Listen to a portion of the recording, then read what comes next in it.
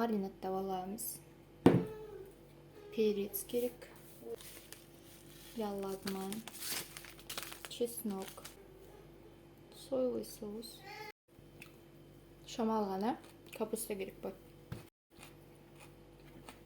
Бірінші етіміз маринадтап аламыз. Маринадқа соевый соус және чеснок.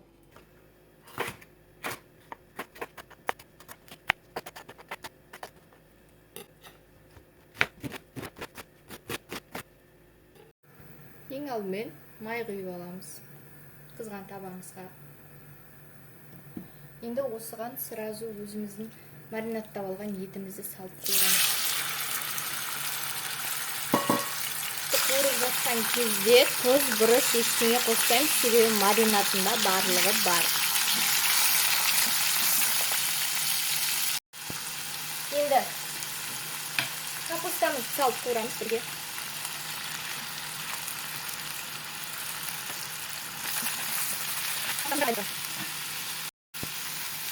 Капустамыз жұмсады. Енді перецімізді саламыз.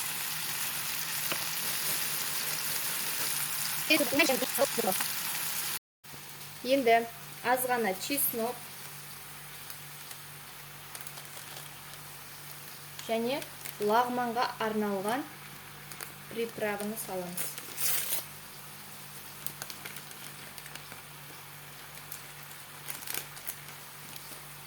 Және соевый соус құямыз.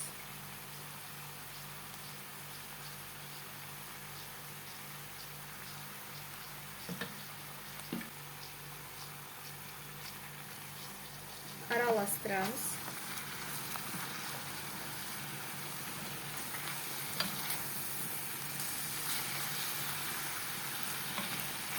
Енді осының үстіне томат саламыз. Бір қасық томат.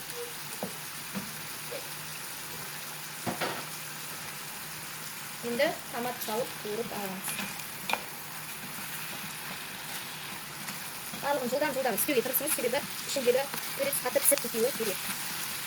Егер сізге қатты пісіп кеткені ұнайтын болса, қатты пісіп солай өңдегеніңізге болады.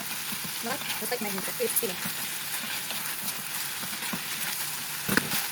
Әдемі түс беру үшін помидор қосуыңызға болады, немесе қызғылт түсті перец қосып жіберуіңізге болады. Мен қазір менде қызғылт түсті перец жоқ болғандықтан мен оның орнына помидор қосамын. Негізі менің жолдасым помидорды ұнатпайды, бірақ ішіне теріп алып тастап салып беремін. Енді осылай дайындай беремін. Қазір түсі әдемі болу үшін помидор қосатын боламыз. Отымызды өшіреміз. Өшіргеннен кейін барып үстіне помидорымызды салатын боламыз, себебі помидор піспейді. Оны жай ғана араластыра саламыз ішіне. Жай ғана араластырамыз болып. Міне осылай жай ғана помидорларымызды араластырып шығамыз.